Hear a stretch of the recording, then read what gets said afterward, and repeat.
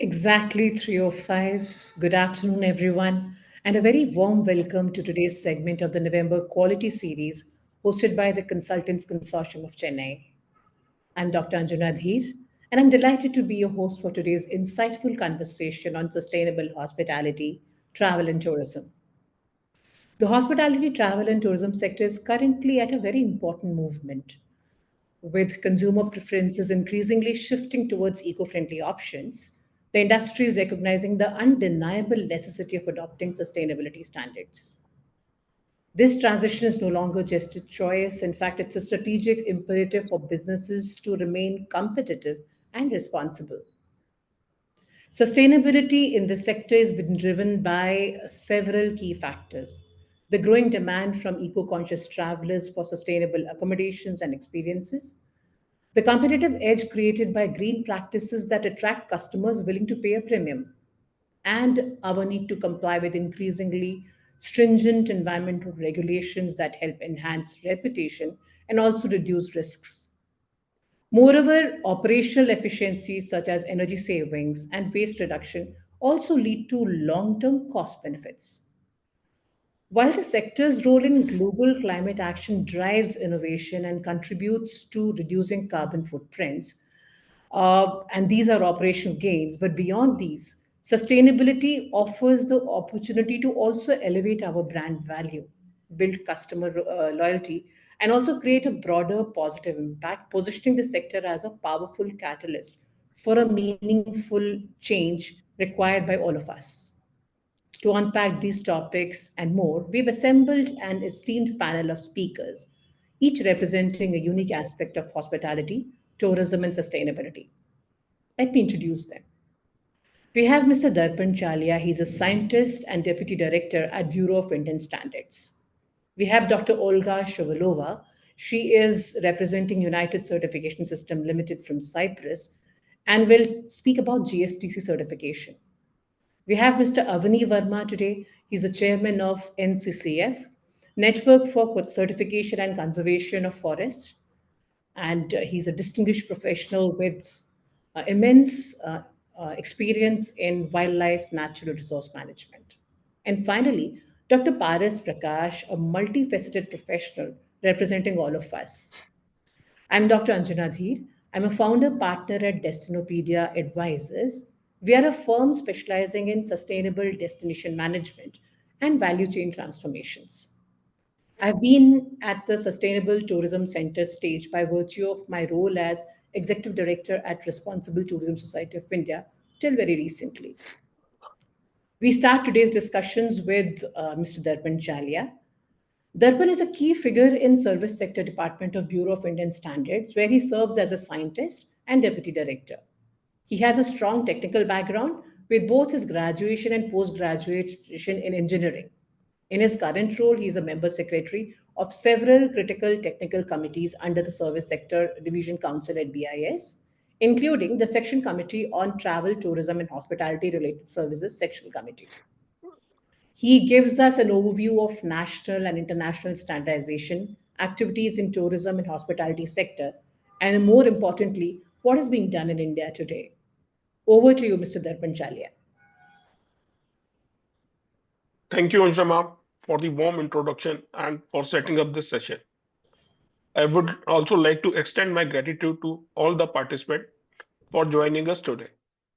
My name is Darpan Chalia. I am the member secretary of the sectional committee at BAS, responsible for standardization in the tourism and hospitality sector. Today, I will share insights into the national and international standardization efforts that are shaping the future of the vital industry in India. These initiatives plays a key role in ensuring quality, safety, and sustainability, which are critical to the growth and success of the tourism worldwide. I will share a PPT.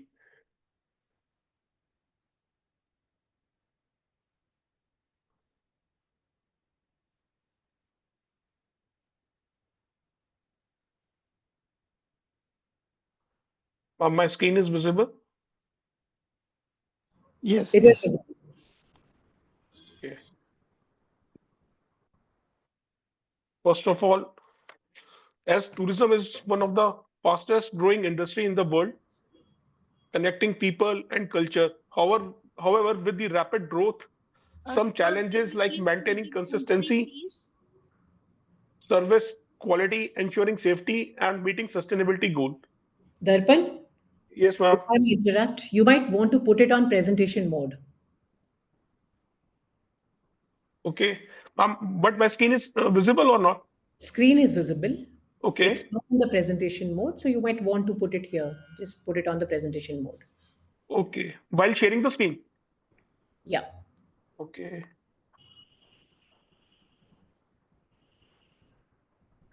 Now it's okay, ma'am. I can see your complete PPT. So in case if you just put it on the PPT mode, which is the second icon from the top left,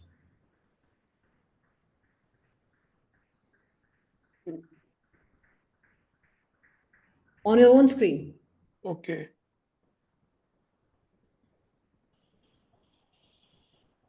top left, second icon. Now it's Yeah. okay. Yes, you Okay. got it. Okay. Uh, as in the tourism sector, with the rapid growth, some challenges like maintaining consistency, quality, ensuring safety, and meeting sustainability goals.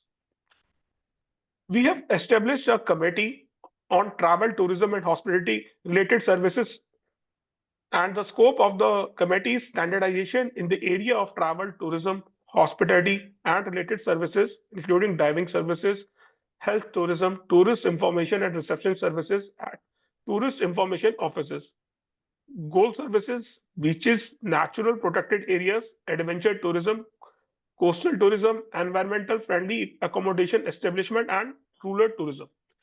We have a coordination with the work of ISO TC 228, ISO Technical Committee on Tourism and Related Services. At the international level, the committee ISO TC 228, Tourism and Related Services, looking for the standardization in this sector, as BIS is the one of the founding members of ISO and participates in the international standardization activities and projects India's interest viewpoint during various stages of development of international standards. In this committee also, Indian expert participating at international activities at ISO and contributing by giving comments, inputs, and suggestion for the addressing the Indian context on each of the subject. These are the areas in which the standardization activities are taking place at national level and at the international level.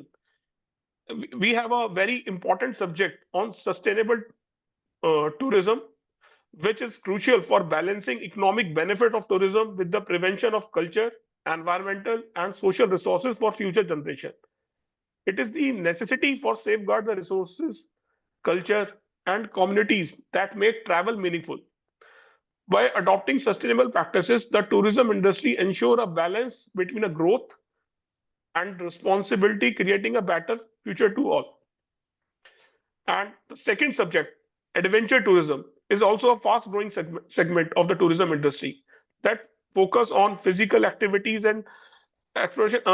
Mentioned in nature, it is important to lies in its ability to contribute to the economy, promote sustainability, and provide unique experiences. And one of the growing sector is a MICE sector. And during my presentation, I will focus on each of them and what work we already have done and what we are looking to done in the upcoming years. First of all, sustainable tourism. We have published three standards in this area. First one on sustainability management system for accommodation establishment, in which in this document we specify environmental, social, and economic requirements to implement a sustainability management system in accommodation establishment in a tourism sector. And this document also address accommodation establishment and over which they can exert influence. Second document on principles of sustainable tourism. This document also specifies the fundamental concepts and principle and a model for sustainable tourism. and it's applicable to all public and private organization and destination, regardless of their size and location. Third, document on the guidelines on developing environmental specification for accommodation and establishments.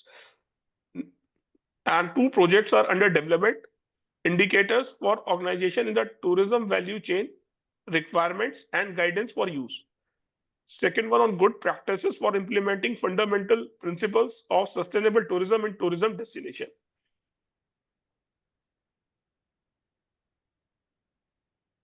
It is important to develop standards on adventure tourism because it addresses the safety assurance, environment impact, risk management, consistency, quality control, and the training and skill development needed to take cater the adventure tourism and to develop the consumer confidence.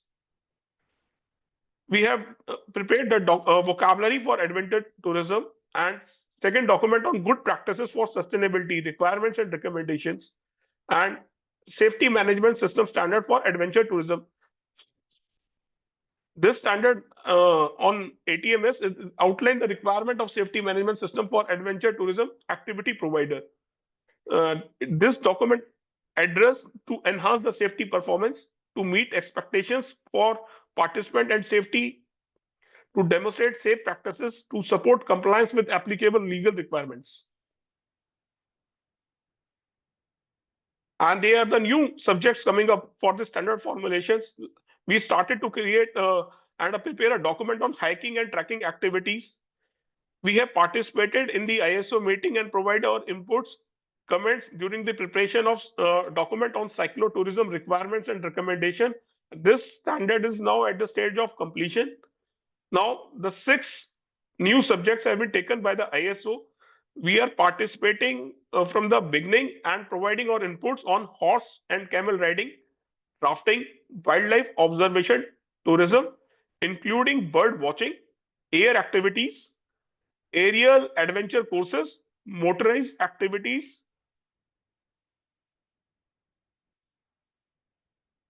and in the MICE sector, there are at present 4 documents under preparation. Uh, Exhibition, shows, fair, and convention is at the stage of revision, and we have provided more inputs at this time, and it's going to be a comprehensive document now. And an indigenous standard we are formulating on organization of exhibitions requirement. This document is at the pre-draft stage. These and expected to be completed by the end of March 2025, and standard on contingency plan for infection prevention and control in exhibition industry, and the last document on guideline for hybrid meeting services. We have another important subject on tourist information services. We have one published standard on tourist information offices, tourist information and reception services requirements, and new 2 subjects are coming up: training of tourist information services and on guidelines for mountain tourism. This for the dedicated to mountain tourism.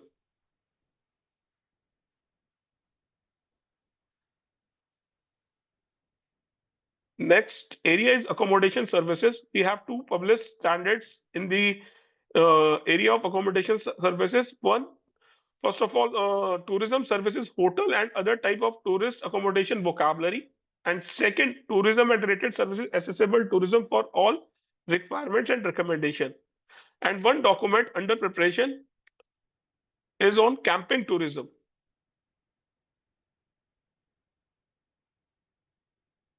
In the area of restaurant services, we have published one standard on tourism and related services, traditional restaurants, visual aspects, decoration and services, and vocabulary is under preparation for restaurants. And another document on guidelines for buffet design and services is at the stage of under development. And there are 2 subjects. One is published on beach operations under the coastal tourism, and second is the most important subject on sustainable beaches, which is in line with the Blue Flag certification. India is developing its own indigenous standard for developing sustainable beaches.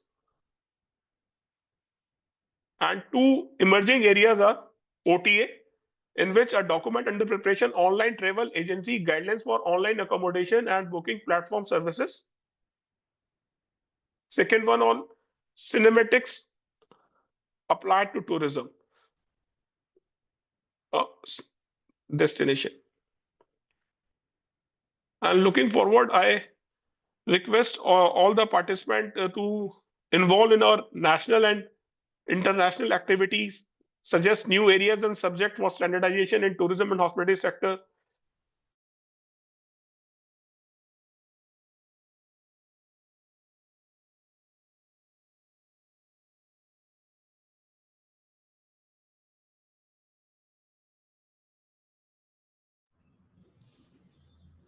I'm unable to hear from Mr. Darpan. Is it my connection or everybody else's connection? Even I am not able to hear. Okay, so maybe. Ma'am, I am audible. Yes, now you are. We just had a gap.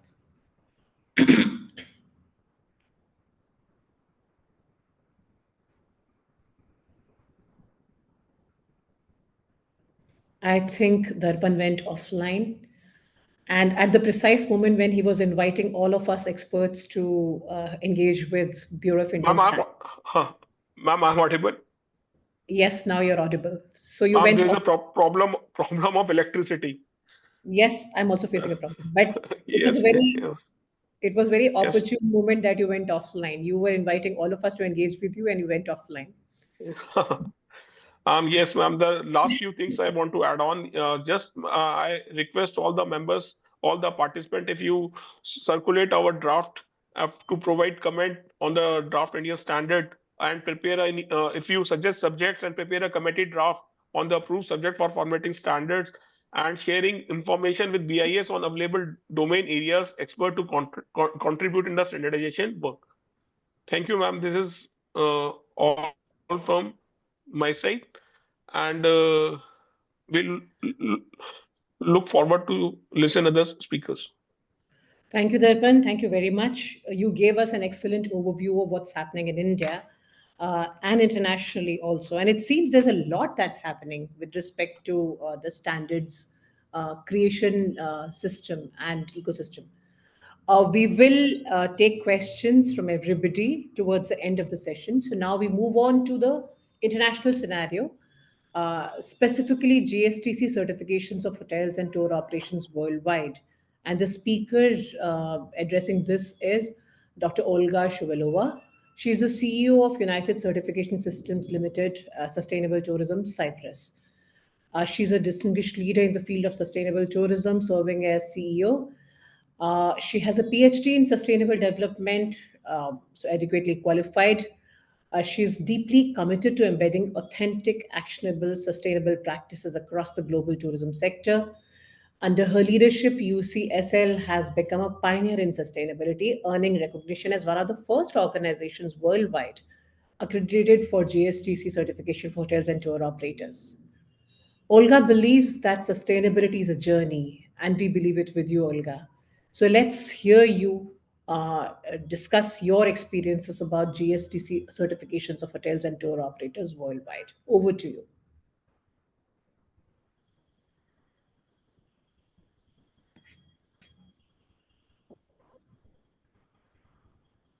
Okay.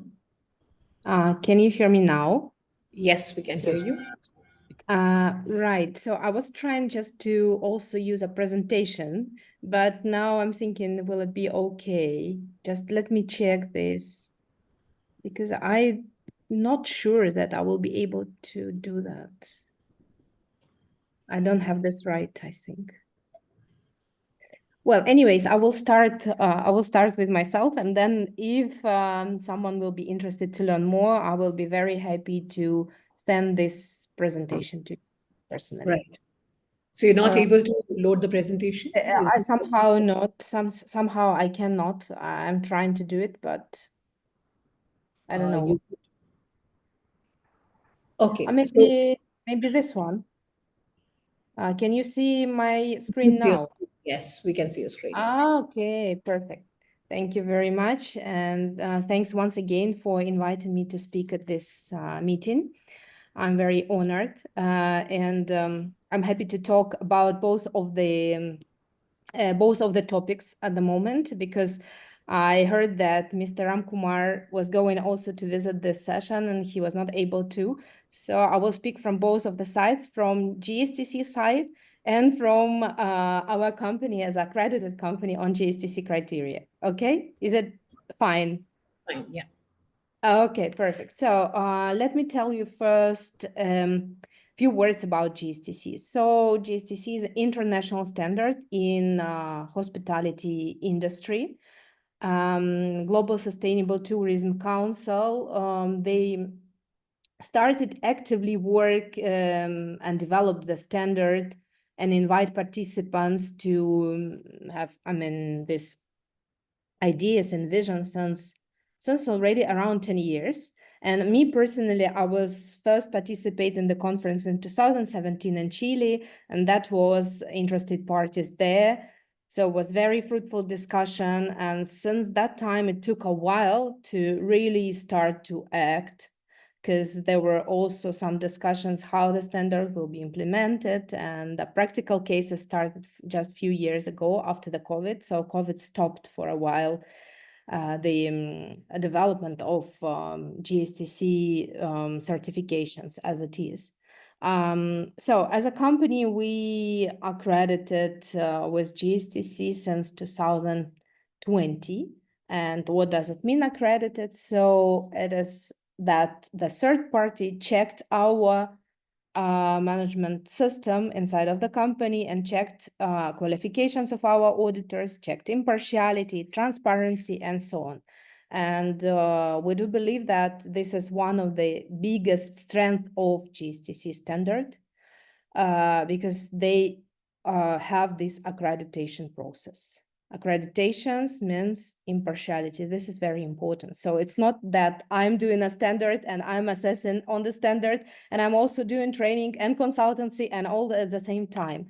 So it's not working like this. So the standard is given to our company. We are accredited and checked on this standard. Consultancy is done by the other parties. We are not involved in it. And we are the team of auditors who is actually going to the enterprises and check their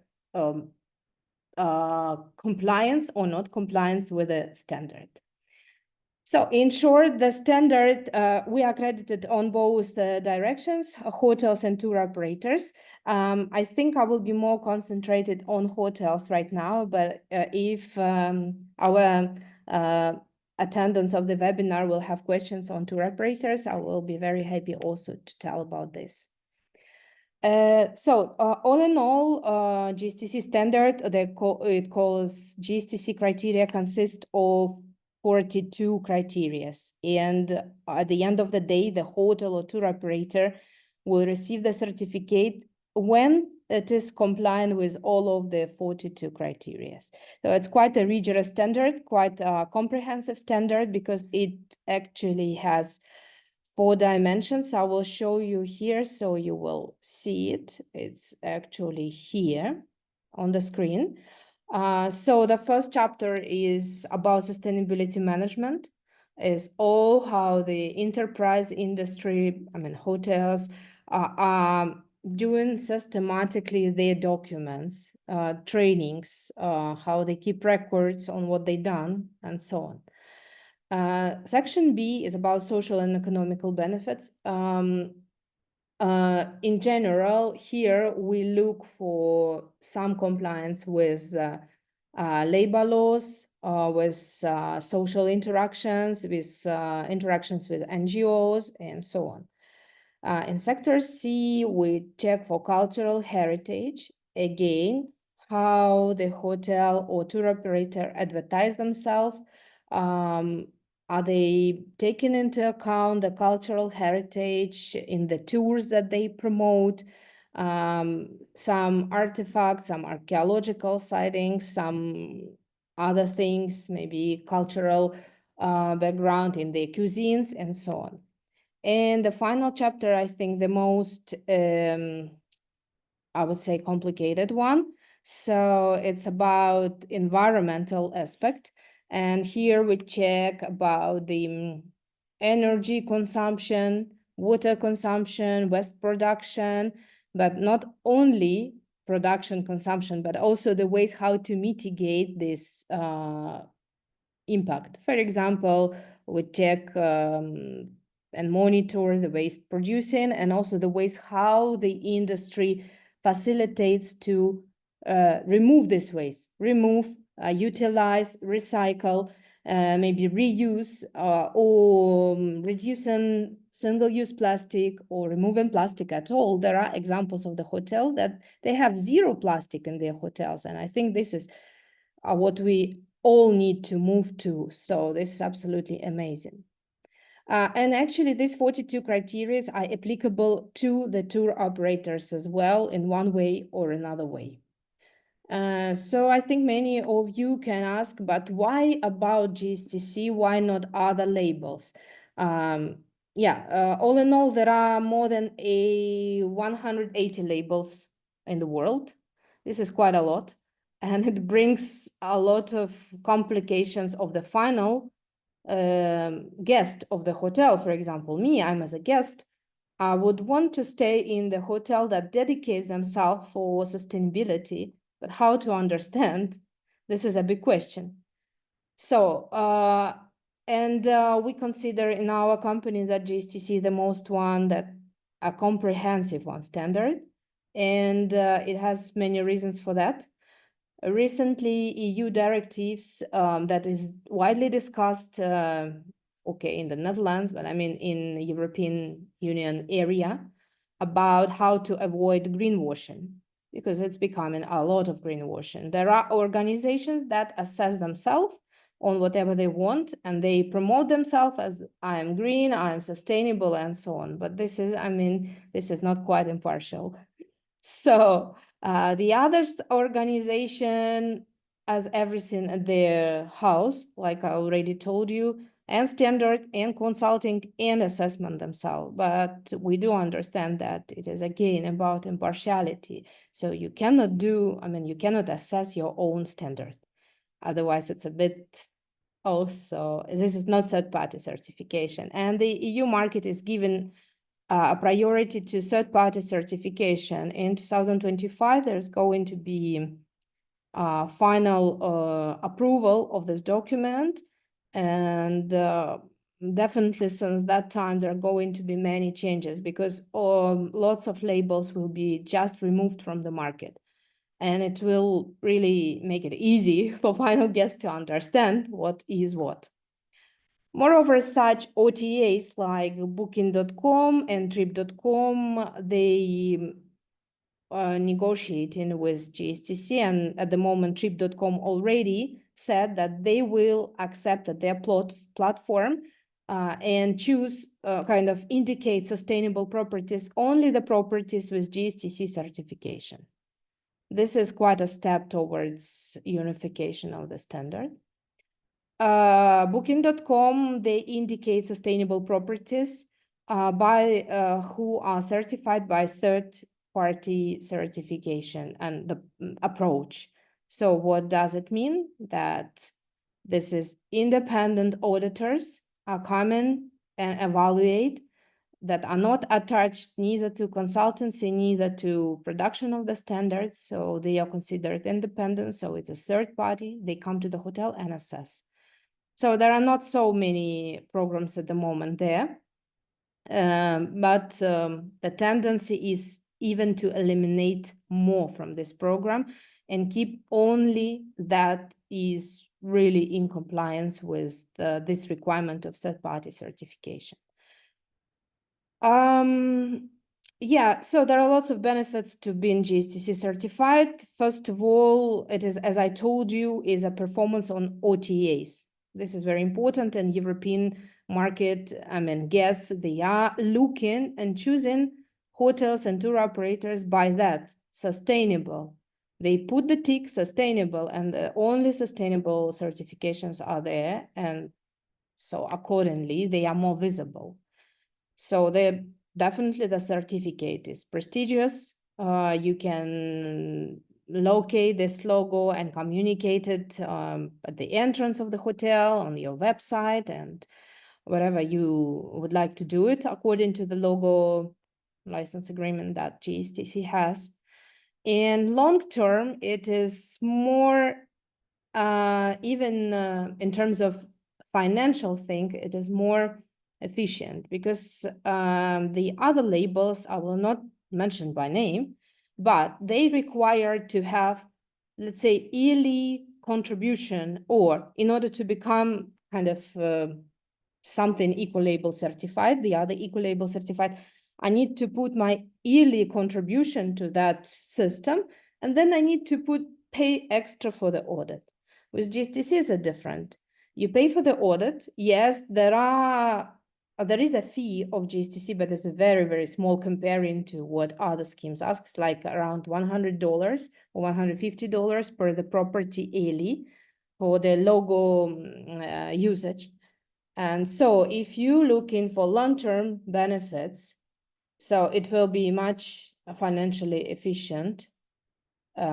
Thank you very much for the question. I will reply on that. It will be much more beneficially efficient, financially efficient after 2-3 years of using the certificate and going through the process. And another thing, you will always be sure that you went through the rigorous process. You are not misleading your guests. You are truly compliant with the with this standard, which is very, comprehensive and demanding. And as, for example, if you are a sustainability manager of the hotel or tour operator, that will be just your personal understanding what you did and how you did, and you will be sure in it. So in many countries, GSTC is very much supported by the governments, particularly Malta, Turkey, Singapore. At the level of that countries, governments made a decision, so they will work only with GSTC accredited companies, and accordingly with GSTC certified hotels. Every of these countries has their own targets. Mostly by 2030, they want to have 100% of certified hotels and tour operators. So this is quite an ambitious goal. But not only these 3 countries. Is anyway in Southeast Asia is a very demanded scheme. Malaysia, it's coming to Australia, Oceania, and I will tell you it's also for the Indian market, of course. And I'm very happy to say that we, as a accredited certification body, we have our auditor and our expert in India. What does it mean in practice? That the organizations who work with us, they don't need to pay extra for the auditor who is flying from somewhere, like from Europe or whatever. So they pay, but they do pay for the local person who understands the language, who understands the conditions and legislation and so on. So this is, I think, very important for the hotels to have the own auditor in the country where they operate. And of course, ongoing support. Any questions can be always addressed. So it's good. Here, here is a presentation for our customers, and there is a way we are explaining how to become GSTC certified, for how many years this certification is valid. So, but this is more kind of already practical steps. They all, I think, nearly the same in all organizations. So is application, contract, pre-audit documentation review. We offer preliminary audit if our partners want to do it, and initial assessment. All in all, the GSTC certificate is issued for 3 years. After 3 years, it's going to be next certification cycle. So it's going to be a next initial recertification audit. Yeah, another 3 years. The audits are going every year. So one surveillance audit need to be on site as well. Another surveillance audit is allowed to be off site, depending on the risk of the hotels. So it's also very important. And all in all, I can tell you there are lots of schemes that providing and giving issuing the certificates without even being any time at the site. So according to us, and I am personally a GSTC auditor as well. I'm not only the leader of the organization, but I do it with a field job there at place. I can tell you it is impossible to say if the company is compliant or not compliant without being at the site, without talking to employees, interviewing departments. Only with this practical visit, you will understand really how it is all implemented at place. I mean, definitely we do have desk audit. This is documentation review, and it is there. It's always, I mean, there is a step, and it is important. Only by documentation review, it is impossible to say how it is really implemented at the site. So if someone offers you to go through just desk audit and receive kind of a certificate, I would think of it. I mean, I'm not again insistent, but at least double think and check, maybe do more thorough check on how they do this, how many days they check all these documents and so on. At the end of the day, this is the face of the organization. Yeah, here is also what our partners say. We do have very beautiful report with pictures, very good English and so on. So, I mean, our partners are proud to be certified with us. We do work with a very well-known chain of the hotel all over the world, Mandarin Oriental. And to have recognition and good words from them is a big recognition for us. We do have hotels in Cyprus, of course, because we are based here. And I mean, we work with Southeast Asia a lot. We work with LATAM, Latin America, and actually both Americas, South and Northern Americas.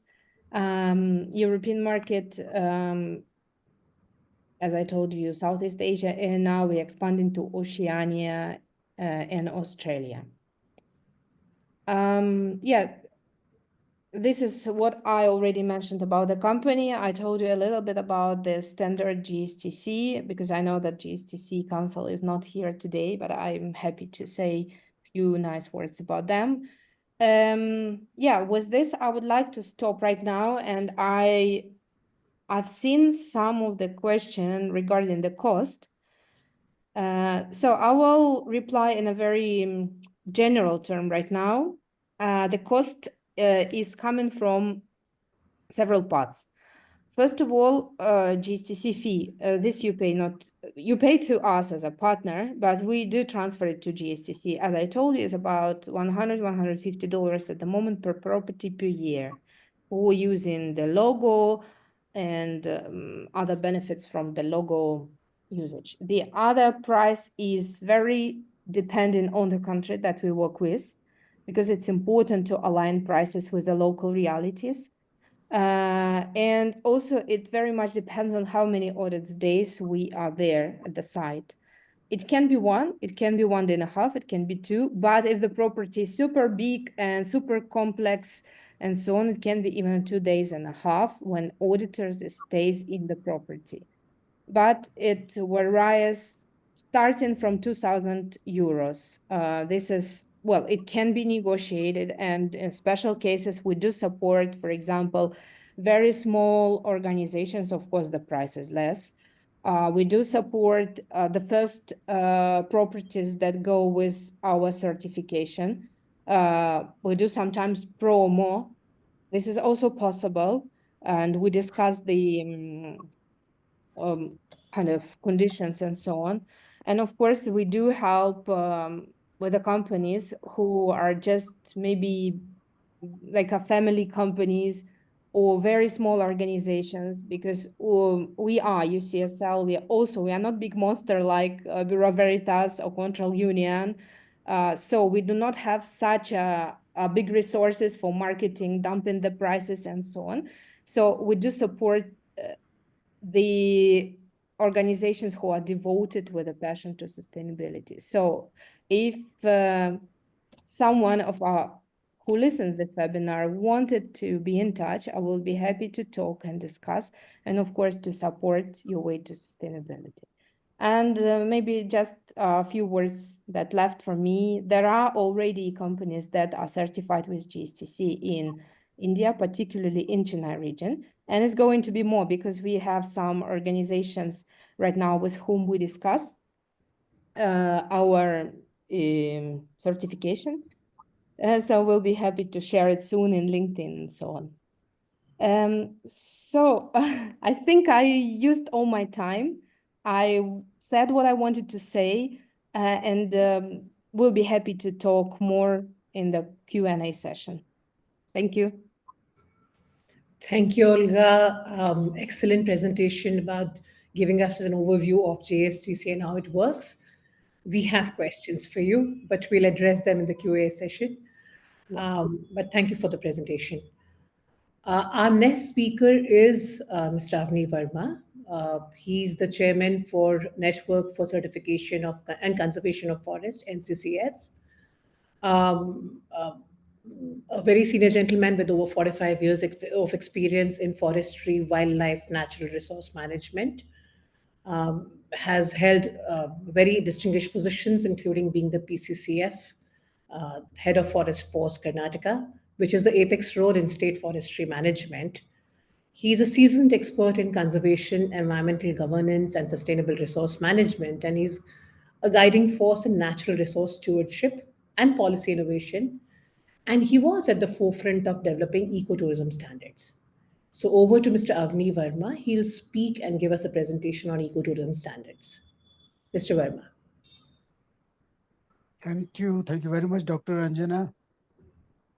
It's nice to see you after such a long time. And good evening, all other esteemed colleagues and panelists. I'm really grateful to be part of today's deliberation and thank the organizers for inviting me to share our thoughts on this important subject.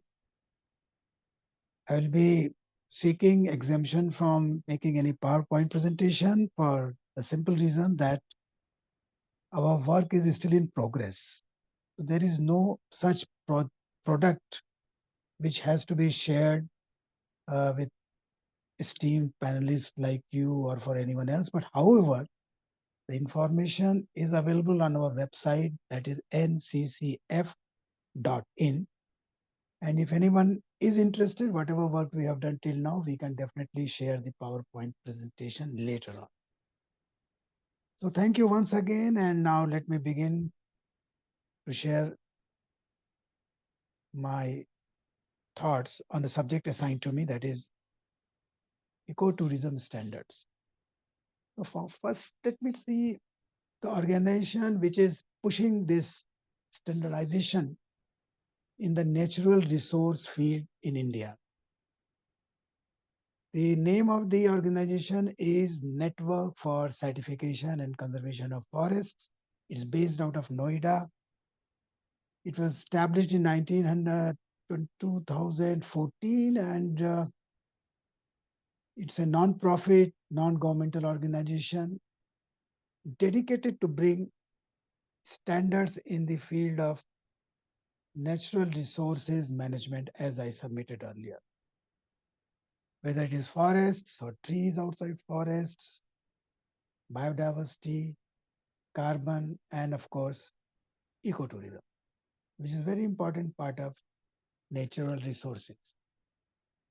Now, while we developed initially, and incidentally, NCCF is also associated with PEFC, that is the Geneva-based international organization for forest certification and trees outside forest certification.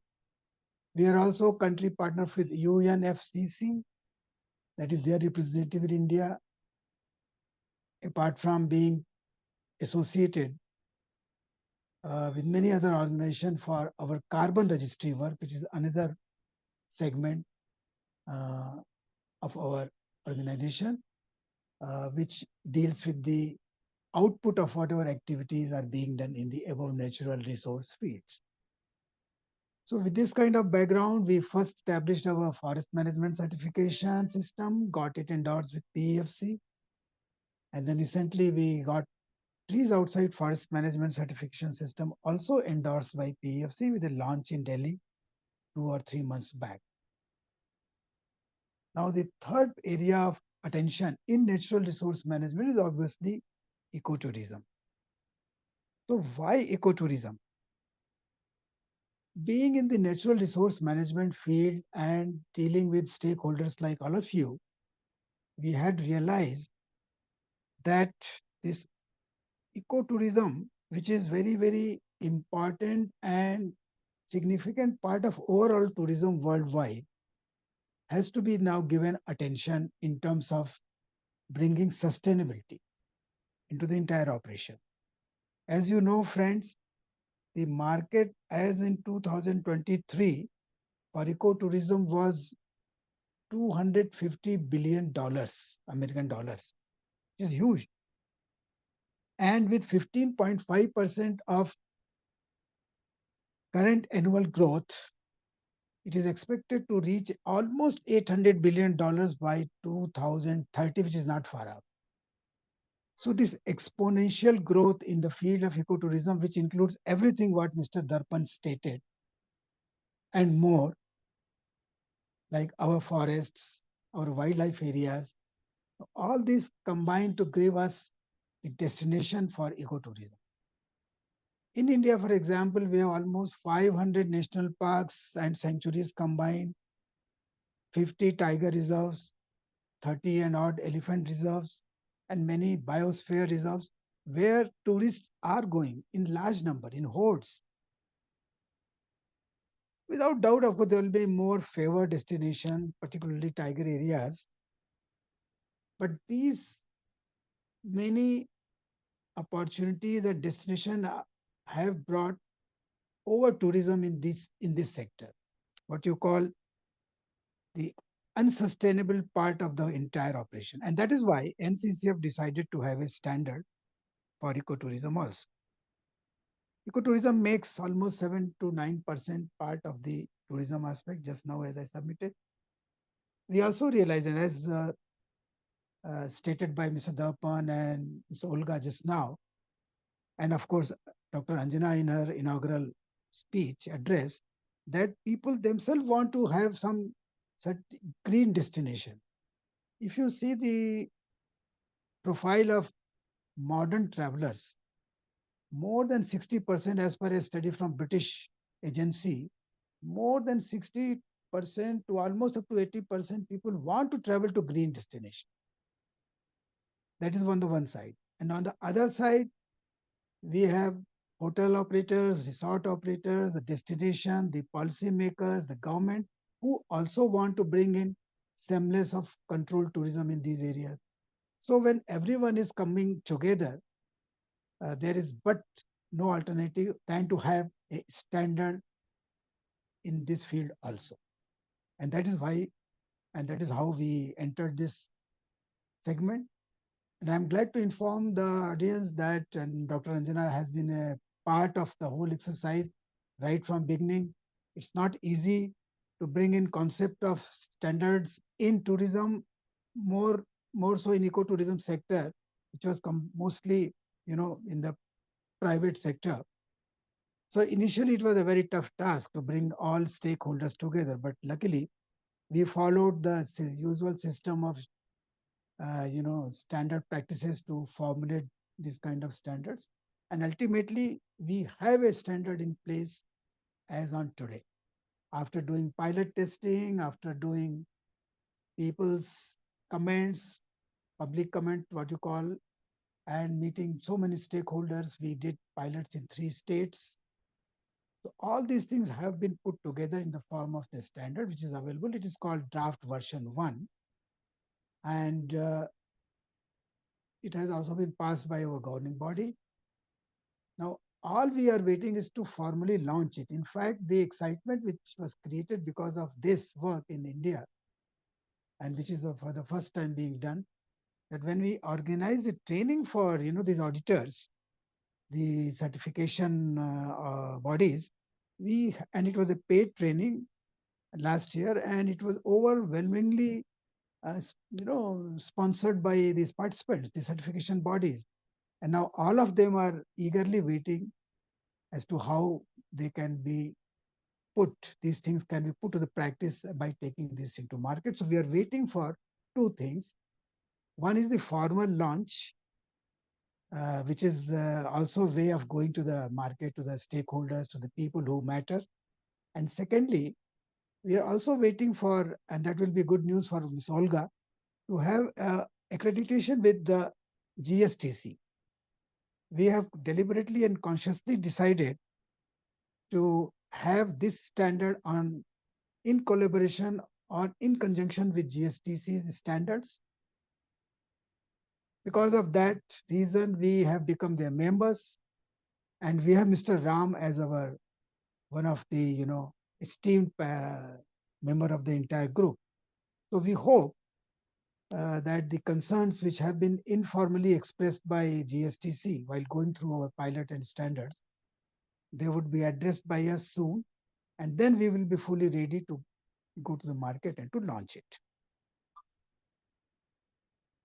As you would expect, the entire standard is based on those 4-5 principles of environmental sustainability,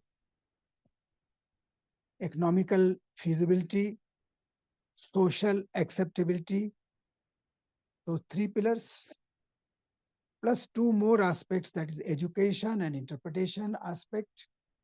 And finally, but most importantly, the community's involvement into the entire exercise. So this standard, as you would expect, has number of principles, criteria, indicators about which there's no need to go right now in details, but they are as elaborate as any would be needed. Now,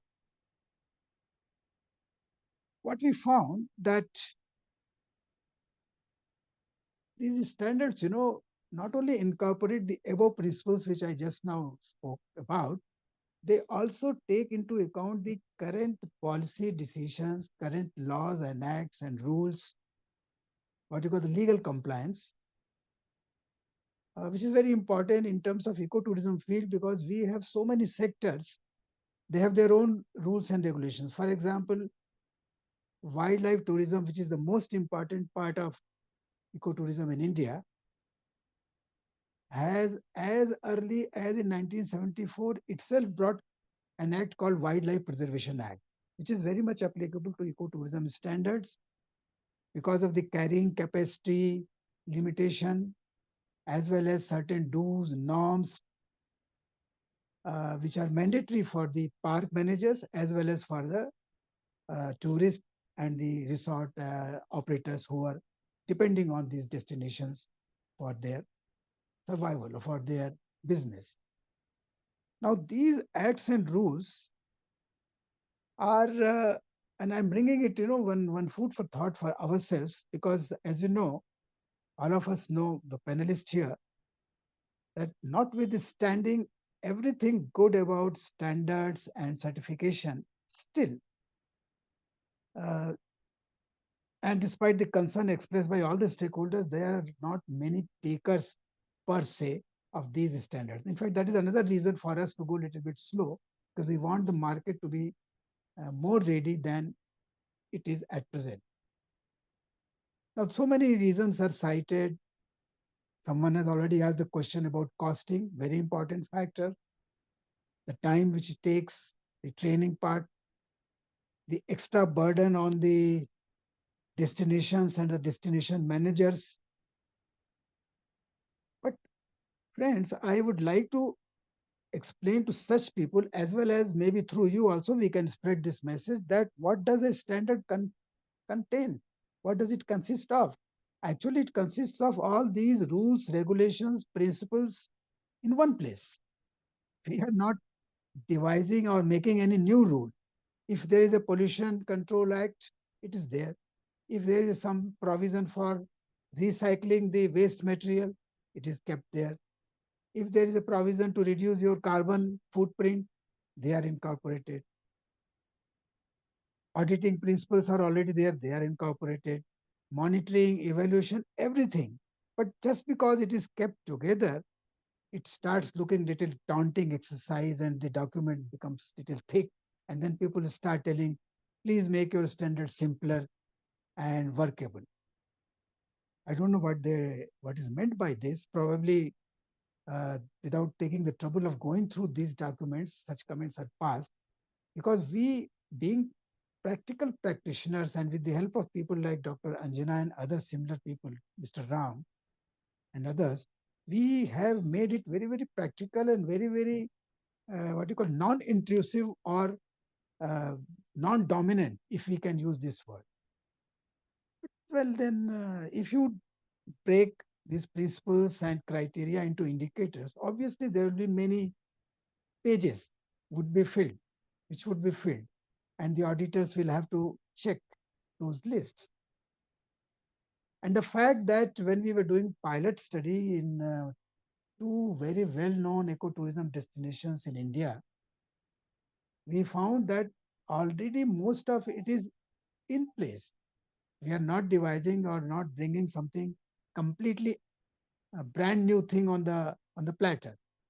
We found that more than 50 to 60%, particularly those run by government agencies like Jungle Lodges and Resorts or MP Ecotourism Development Board, these people, due to their consciousness or compulsiveness of the entire being of them in this field, they're already adopting quite a lot of it. So all it is, and when it is found to be true for these two destinations, two, three destinations, they can be replicated elsewhere too. So this is where we need to give training, we need to reach out to market. In fact, Dr. Anjana has been making this plea in our SDG meetings to take it through awareness campaign and to launch something which will make people feel less worried about such standards. Well, we hope to do it in due course of time, which won't be far too in future. And we would be definitely ready to address any such concerns which are brought to our notice. And we have also to sell the concept of the advantages of standards and certification, which has again been spoken by the already honorable members, that it brings in brand name, it brings in sustainability, it brings in awareness, credibility, which is what well, I would say, tourists, ecotourists are looking for. And once it is given uh, through a certificate, then it becomes easy for those discerning journey makers to decide to select their destination, and they feel much more happier to be in those destinations rather than being led by that greenwash destination as touched upon by Ms. Olga. So all these factors have been brought together on our one single platform, and we hope, uh, particularly with the presence of GSTC, one member, and others like BIS, now we can see a good cooperation and good line of collaboration with them because they are working mostly in those related fields. Instead of having too many things in a different segment and sectors, it will be good to bring everything in such a manner that people don't feel that they have to do this also, they have to do that also, and they have to do these standards also. And that is one big challenge. I'm sure we would be finding it not very difficult to overcome this concern too. And of course, other challenges which would remain, that this nature of certification or standard being voluntary, again, it cannot be made mandatory, of course. But again, the same point, when everything which is inside the standard is mandatory, then following those principles in the involuntary form probably should not be very difficult. We need to have a lot of awareness campaigns in these regards. We should also not allow business as usual approach of the operators, destination managers, by bringing in certain more legislative things in place, like carbon thing is already in place. It is bringing entities to be more carbon friendly or less carbon emitter. So all those things should be combined to make it acceptable to all the stakeholders. And then, as I touched very briefly, this multiplicity of standards should also be looked into. Every standard basically says the same thing in different manner, of course, depending on the country to country thing. But if those international bodies like GSTC and WTO and Green Destination and others, if there can be, and I'm sure they must be looking into those aspects also, if there can be some kind of coordination, cooperation amongst them, this would also be very, very helpful. I think I don't know whether I have run over the time or I'm under the time, but my presentation at this stage is over, Dr. Anjana. Thank you. Thank you, Avniji. We heard experience in your voice. In your very short address, you've touched all those points that concern all of us. So thank you very much. The questions will be taken after the fourth speaker. Sure. It's an honor to introduce our next speaker today, who's a true champion of sustainability and a professional with over 25 years of diverse experience, spanning medical science, business management, sustainable tourism, and filmmaking. He began as a scientist, a professor, and head of pharmacy, and shifted his focus very soon to media.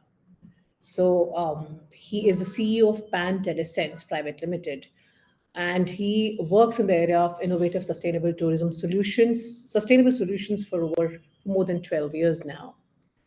A passionate advocate for responsible travel, environment conservation, uh, a very good storyteller. He uses his storytelling skills in his media group, in his YouTube channel, which is called Two for Joy, which has interestingly almost more than 91,000 subscribers and has got 9 million plus views. You're the man for our cause, Parisji. And I know that your filmmaking projects like Sustainable Himachal and water conservation films Gadni and Harek Boonde have garnered a lot of views. So over to Dr. Paras Prakash. He's the managing director of Pan Telesense, and here he's representing Responsible Tourism Society of India, and he's going to give us a presentation on sustainable tourism and the most important Himalayan ecosystem. Over to you, Dr. Paras. Thank you, Dr. Anjuna. Am I audible? Yes. Yeah. I'll just share my screen because I have a presentation. Not that much of experience in my aggrandizements, but I would be talking about the Indian Himalayan region a little bit today because that is an area which is significantly altered by the environmental changes and the climate change and global warming. And eventually that is going to lead to a lot of events in the future that we are really concerned and worried about. So can I just share the screen first? Please do.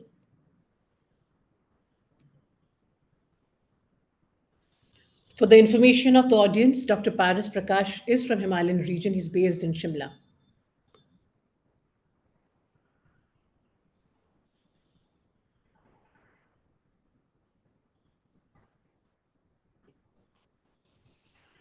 Yeah. So can everybody see the screen now? Yes. All right. So I'm the convener for Himachal Pradesh. There you can see those ropeways in Dharamsala. And I'll be talking about sustainable tourism with respect to the Himalayan ecosystem. And then we'll see how this is all interrelated and interconnected. So the key highlights of my presentation are going to be sustainable tourism in the Indian Himalayan region. Water security is going to be a massive problem in the future. So we are addressing that issue. Then we are talking about biodiversity, conservation, net zero emissions, and the UN SDGs, partnering with local communities, balancing tourism and respectful travel.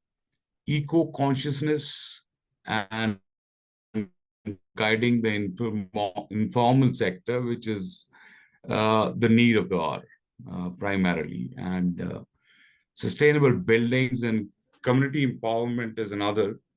Then green hospitality, educating for the future, sustainable standards, and leadership for change.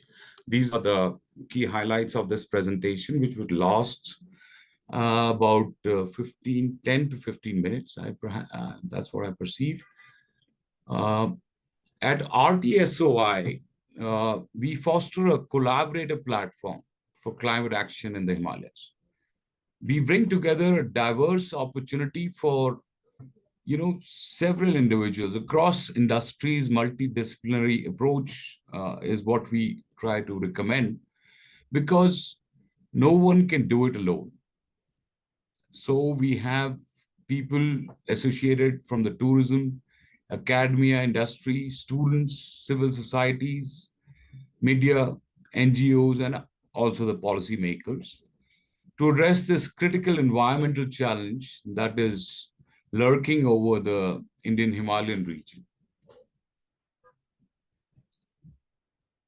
Sustainable tourism in the Indian Himalayan region, when we look at it at an eagle's perspective, we see that there is need to identify that environmental fragility and water scarcity are going to be issues which are also aligned with the sustainable developmental goals, but they are going to eventually reflect upon tourist arrivals, number one. And number two, even the residents or the local population is going to be impacted. So there is a need for responsible and sustainable approach to avoid these things from happening. So water security, this is a beautiful flick from the Spiti River that we had visited last year. And you can see that it's dried up quite a bit. And that is where we go to the glaciers that are melting, and water scarcity is going to be a major problem in our country over a period of time. So prioritizing local community water needs, water budgeting, and we also need to look at how many tourists are going and where are they going. Mandating a water-sensitive design and technologies in the Indian Himalayan region. When I mention the technologies that just to give you an example, is that we need fixtures, we need bidets, we need to manage recycled water, gray water, and the water that we normally use from the tap water, potable water, etc. We also need strict enforcement in the eco-sensitive zones. This is a snow leopard captured by me in my Canon DSLR last year, and it is a species that is almost evanescent from the planet. Only 60 snow leopards are left in Himachal, which is really a thing of concern. Then integrating tourism with biodiversity conservation, promoting responsible trekking and wildlife tourism is the need of the hour.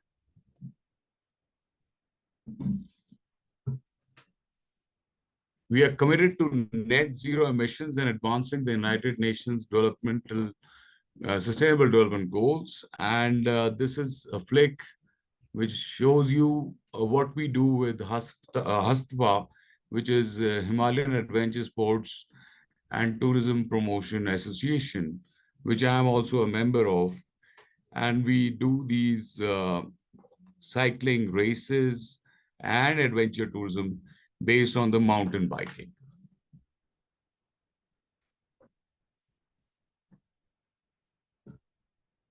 So unlocking the potential of this incredible region, that is the Indian Himalayan region, can only be fostered by partnering with local communities, we can revitalize their traditions, celebrate their unique artistry, and savor the flavors of their cuisines. Let's empower local artisans and environmental heroes while showcasing the wonders of this region's biodiversity to the world. This integrated approach to sustainability benefits everyone. It paves the way for net zero emissions and advances the UN Sustainable Development Goals and creates a thriving future for generations to come. And here is how we can make it happen. So I'll be sharing one by one the various aspects of sustainable tourism, which I feel and we feel that are important in the Indian Himalayan region. So first is balancing tourism. We need to look at carrying capacity in a very, very aggressive manner because the Indian Himalayas are quite in a perilous situation at the moment. You've been observing these flash floods, these glacial lake outburst floods happening across the Indian Himalayas. There are about 8,800 glacial lakes, and out of which about 200 of them are considered to be highly dangerous. And out of those 248 are resident in the Himachal Pradesh. One of them is called Ghepan Lake, which is a lake to the size of the football field. About 247 football fields encompass that size, the size of that lake. So if a natural calamity was to happen, you can just imagine what will happen downstream of that lake, which is resident of the Ghepan Ghat near Sisu, which is very near to the Rohtang Atal Tunnel that has recently been opened. So implementing carrying capacity studies to manage popular destinations, develop and promote alternative destinations to distribute tourism impact. Then respectful travel. We have to really enforce strict anti-pollution laws for tourists and providers, display clear do's and don'ts with fines at every site, ensure tourism businesses adhere to sustainable criteria and NGT norms. We also need to be eco-conscious, promote the use of reusable flasks and garbage disposals in taxis, organize regular cleanup for trekking routes, guide the informal sector. This is a very, very burning issue at the moment. And we need to really look at the informal sector because most of the high-end hotels are already complying to many norms and many certifications, but this area is a very gray area. And then we want to look at sustainable buildings. I mean, the hotels and the providers enforce strict eco-sensitive building codes and zoning in tourist areas, particularly near mountains and lakes. Promote non-timber forest products like herbs and honey to generate sustainable livelihoods for local communities. We want to look at greener hospitality. Of course, which shade of green are we talking would be a part of perhaps the panel discussion which might follow. Hotels must minimize their carbon footprint through water conservation, mindful packaging, local cuisine sourcing, prioritize comfort and excessive luxury. Educating for the future. We very strongly believe that education of children with respect to sustainability is a very important issue and should be taken up. Sustainable standards adopt the sustainable tourism criteria for India and conduct regular training workshops for tourism stakeholders.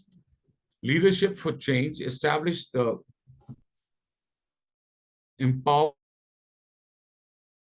ecotourism board and promote low carbon footprint tourism. Encourage homestays in the areas without hotels. And let's not cannibalize that aspect. So that was almost from my side. I would hand over back to Dr. Anjuna. And Thank you very much, Paris Ji, for bringing us back to the basics. Sometimes when we talk of big things like standards, certifications, documentation, etc., we lose track of the basics. So thank you for getting our attention back to what really matters. And this is what we all are working on or attempting to work on. So thank you very much. Now thank you. is the session which is a question answer session. So it is open to all the audience. We also can ask questions. Even the panelists can ask questions to each other. I'll shoot the first question to Olga. So Olga, if you're around there, my question is the GSTC certification accepted, in Cyprus by the Cyprus government? Is it a government accepted certification? No, not yet. I know that GSTC is doing some of the negotiations with Cypriot government about that, but on the governmental level of the country, it is not accepted as the one acceptable certification. So at the moment, hotels and tour operators are choosing either what they used to choose or what they are convenient with or what is less expensive or what is faster to, achieve the paper and go. So, but some of the hotels are devoted truly passionately about that. So they understand that they will not achieve the paper in like one day. So it takes time and resources from their side. So they are devoted. And there are examples who choose GSTC as well. But I mean, our neighbors country, Malta and Turkey, are choosing it at the governmental level. So there is not anymore a question or negotiations or doubts from the hoteliers side, like what to choose and what is better. So the government gave kind of the orientation, what they want to see. And if I may ask you, how much of the Cyprus tourism industry is certified? One certification or the other? Oh, no. Well, with GSTC is 2 certification at the moment. And around 5 hotels are in the row. So it means that they are preparing themselves because the certification is not so easy, right? So when, for example, when the government supports is easier because they gave funds for that, like 5,000 euros grant to prepare hotel like for the certification. In this case, they can the hotel can involve consultancy, for example, right? Or even ask for trainings and so on. So in this case, it's easier. And European Union is given at the moment these grants one way or another. So if the hotels are really wanting this, they will find a way to receive them. At the governmental level, for example, in Turkey, they do support hotels as well. I think they pay either half of the price or something like that. I'm not really sure about that because we are not at the Turkish market yet. In Singapore, also they have a support. So yeah, of course, it's easier when the government kind of accepted it as a certification, right? And do provide some funds, at least for some of the first years. It's important. Yeah, of course, it is important to have a help at the first steps. We do help a certification body. We do have our we call it self-evaluation checklist. Actually, there is a list of all the documents the auditor will ask, right? We are not consulting them because we are not allowed, but we do help. It is allowed, yes. We do need to help to the industry to move in the right direction. So we provide all the list what we want to ask. Actually, they are not in unknown situation, and they are not like that auditor came and, oh, we did not know, or we're not prepared, or something like that. They do have everything for to go through the certification successfully. And also, as I mentioned in my presentation, we also have developed a pre-assessment step for our partners. If they want to be sure, or if they want to receive a preliminary report and work on it, they can go through preliminary assessment, and we do provide a report with all non-conformities. From that moment, the partners can take time to work on it. So they have the full roadmap. So they don't need anything else, actually. So we did everything to make it real and happen. Yeah, this kind of things. And yeah, we do also collaborate with consultancy. I mean, it does not belong to us. But if the partners want to have additional step and work separately before the certification, we can recommend some of the parties. So then our clients will talk themselves on independent manner. So I don't really know what is going on from there. And yeah, but there are options. Thank you, Olga. I'd like Mr. Avni Verma to answer my next question. Avni ji, you know that Indian market, like all other markets, are very price sensitive. And we also depend on the government to, subsidize some of the certifications. So, what is your understanding now with respect to ecotourism standards? That how ready is the market, and your collaboration with GSTC, will it not make it a little more expensive than what the market is ready for? Yeah, in fact, very valid question, a very appropriate concern. Two things. The market in India is not yet ready in ecotourism standards to take it the way we have envisaged it.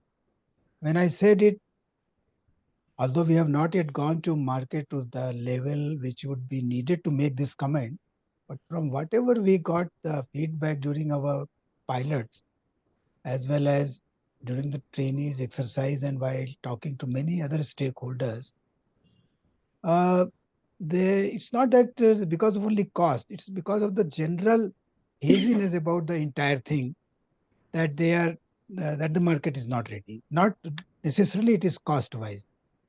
So costing, but they do raise the question about cost, and we have very, very consciously uh, kept in our mind that there should not be much uh, cost to the client in terms of audit days, in terms of man-hour days, in terms of travels, etc., etc.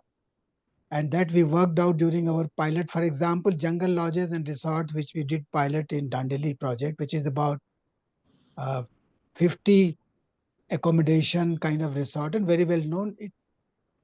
It didn't cost heaven. It was much more, even for us, it was quite surprising. Of course, when you add a bit of fee here and there, it will just go a little bit more. And that is what we have to bring to the market and tell them, okay, well, this is the fact. We are hoping to do that during our launch. And second thing, yes, GSTC collaboration would definitely add some extra burden, but then it is worth it because we consciously want to be global compliant. The industry gets people not only from within the country, but from outside too. And there are, but in this changing market, as you know, Dr. Anjana, the limitation, if we impose right in the beginning, then it becomes difficult to break the shackle in future. So right from beginning, we are trying to place ourselves at international level. Ourselves means not our organization certification standard, but Indian market, Indian ecotourism sector per se. So keeping the concern in our mind, but long-term gain would definitely be much more than a bit of extra cost. Thanks. On the same note, Darpan, you represent Bureau of Indian Standards, and India has, a long history of adopting Bureau of Indian Standard certifications in other sectors. So, what's your experience with the standards that you've already put out in the market for the tourism sector? Do you see many takers there? Ma'am, we have published 30 standards in this sector, and most of them are voluntary in nature. Yes. And only one organization has taken up for certification of a standard on Adventure Tourism Management System standard, ATMS. And there are some new subjects are coming up, and we are trying to prepare a requirement standards in the field of adventure tourism and other sectors. So once they formulate it, then we will recommend them for to be going to be a mandatory, and other uh, uh, industry may take up those standard also. So what you're saying is the BIS standards, in other sectors are also mandatory. So that is Yes. what leads them to be more acceptable. And in tourism, you have a plan of making it mandatory. We will recommend to the ministry. We have some requirement standard, then they are going to be mandate in future, maybe. And how expensive are BIS standards, BIS tourism standards? Uh, Ma'am, indigenous standards are free of cost, and adopted standard are listed in the BIS website. Every standard is of a different cost. You can go to the BIS website and download it from there by paying uh, little bit of cost, not too much cost for the standards. Thank you for this insight, because now what you're saying is that even if the standards are free of cost, and BIS has a name, yet there haven't been many takers for even BIS tourism standards. So maybe the industry needs to be more aware of this. And as Avniji said, maybe it's not necessarily a case of being price sensitive, but it could also be other the industry being Ma'am, unaware and it being voluntary standards. Ma'am, BIS standards referred in the regulations also. There are many sectors. They refer our standards by preparing regulations. We are also writing to the MOT for referring a standard during the preparation of the regulation in the different areas. Right. Thank you. Paris, in the Thank you. same, with respect to the same standards conversation, I know that RTSI has a self-certification, system, where the whole program was started to get more and more of the industry, tourism industry, at least, open to getting certified, even if it is by themselves. So what is your take on that? Do you find more people, going for self certification, or do you think unless it becomes a mandatory certification system, people are not really going to be, opting for anything? Well, I think we need to look at it with the behavior point of view. And I think there's a lot to be done on the awareness level. So once the awareness is there, then adoption will obviously enhance over a period of time. So I think although we don't have time, the time of the climate is ticking, and they've given us about 6 years. But I think the sooner the better. People should realize that this is important, and they should opt for it rather than we endorsing uh, the the whole armamentarium. It should come from them. Yes. So what you're saying is climate change is a reality. All of us are feeling it. We all know it, and we can see it. Only yet, while we keep on complaining of what's happening, we are not taking steps to find any solutions, and we are not as of Solutions, we do have solutions. We all the standards and all the effort that is going on towards combating climate change and zero emissions. But the thing is, India being a country with 1.4 billion people, it's not percolated to the society at large. That's what I feel personally. And there's a long way to go for all of us to not only in terms of implementation of strategies and all these, so to say, the kind of instruments that we are trying to prepare for adherence of sustainability. But I would rather say that it's really high time that we all should look at it with the perspective that we raise awareness levels first, and then the rest will follow. I think that will automatically follow. Thank you. Olga, on the same note, how aware is the industry in Cyprus on the need for standards? And who undertakes the main awareness exercise? Here, Okay. yeah. Thank you very much. I will not limit my answer, if possible, to Cyprus, because being in Cyprus, I would represent Europe, would rather say this. So in Europe, I can tell you the awareness is very high, very high. When I first myself went to UK and ordered the hotel, I was shocked. I mean, in a positive way. When you see the hotel with zero plastic, even sous vide for marinate this kind of meat and fish was out of plastic, that was really like, is it possible? Is it a reality? And it is a reality.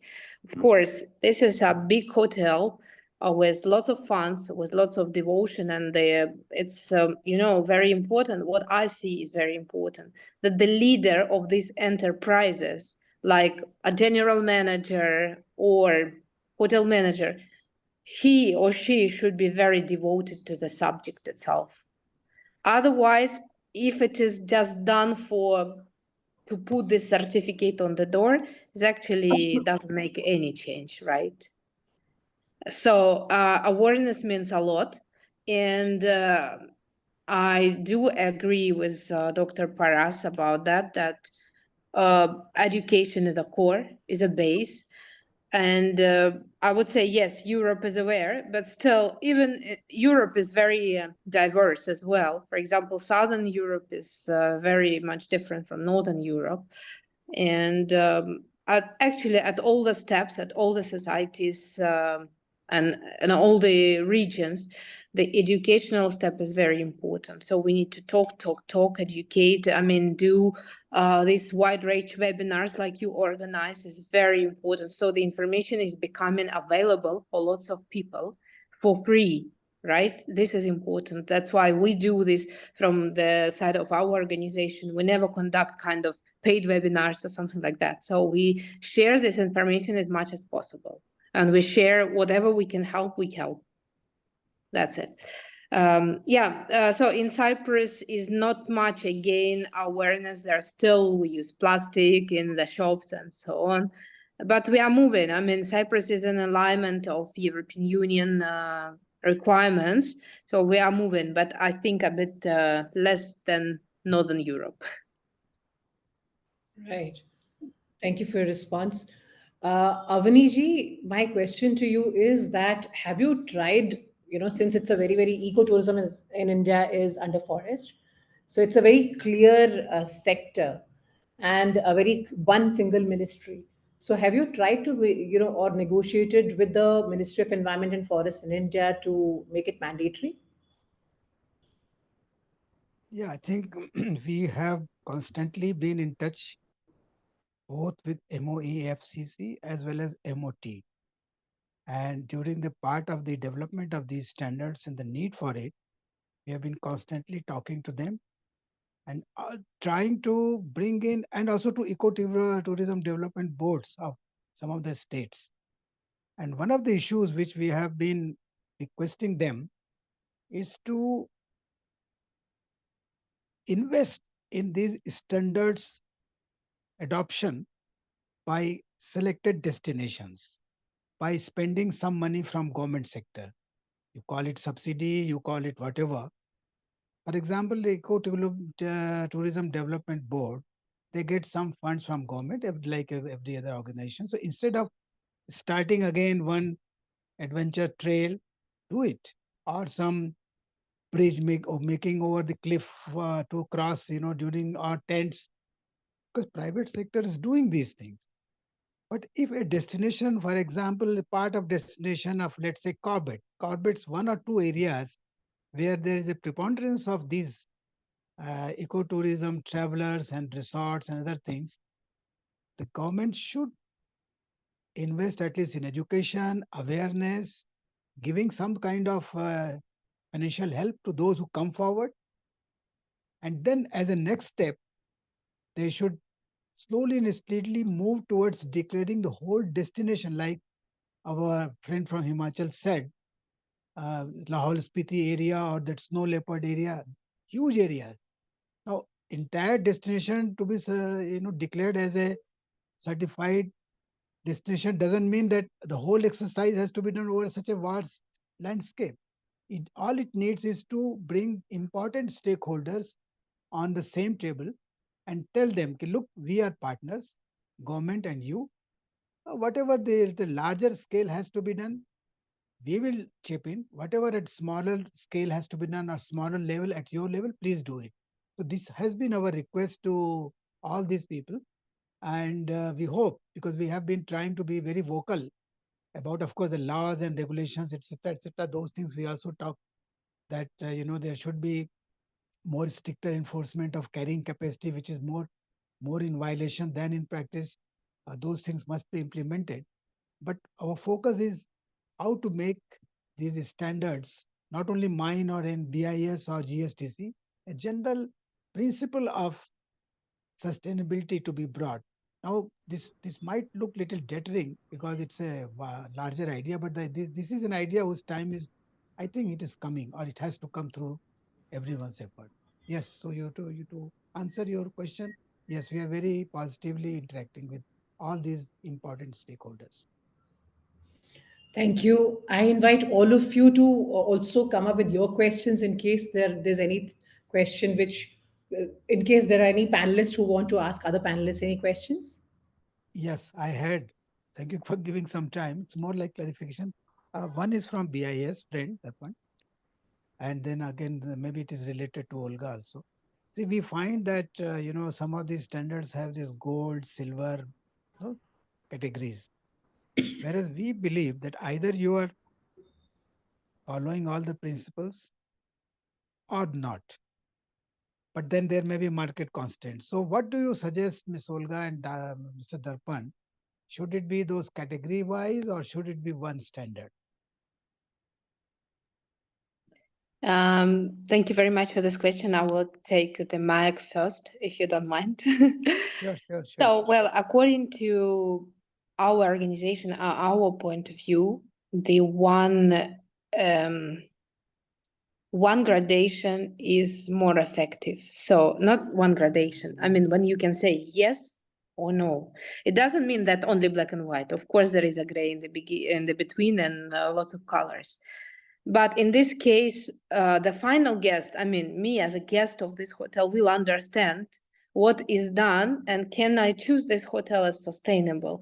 Otherwise, having, for example, bronze, I know that there are some systems has bronze, silver, gold. I don't understand what does it mean bronze. Why not gold? So it's a kind of all the time in my head, like how to define this thing. Or, okay, 2 out of 50 is compliance. You're good. I don't understand that. So it's like somewhere, what does it mean in practice? In practice, if the hotel took this road, so they need to face multifacets, actually the concept of sustainability, right? And go, it doesn't mean that for sure all the hotels need to be excellent at the beginning. GSTC standard asks, okay, when the auditor comes, every year needs to have to be improvement. Okay, we did a bit more here, it did a bit more here. We do monitor, we do improve, but it doesn't mean that from, okay, it was 0 and then you still receive a certificate. That's, I don't think it's a bit fair to others. From our point of view, it's good to have, if you have certificate, then you confirmed compliance.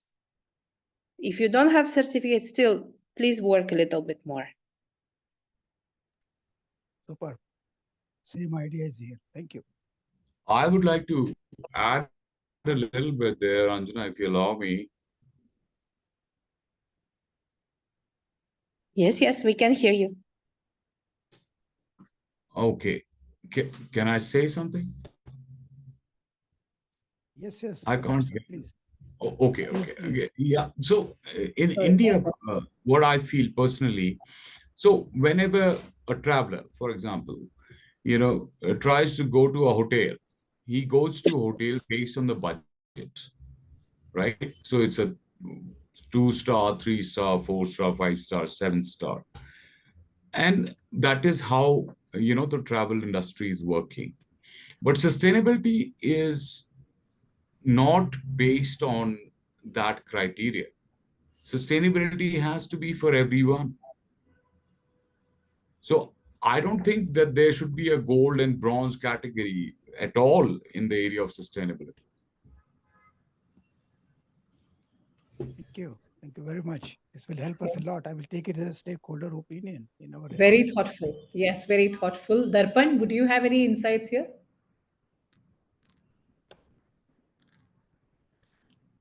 Okay, Darpan may not be around. Any other question?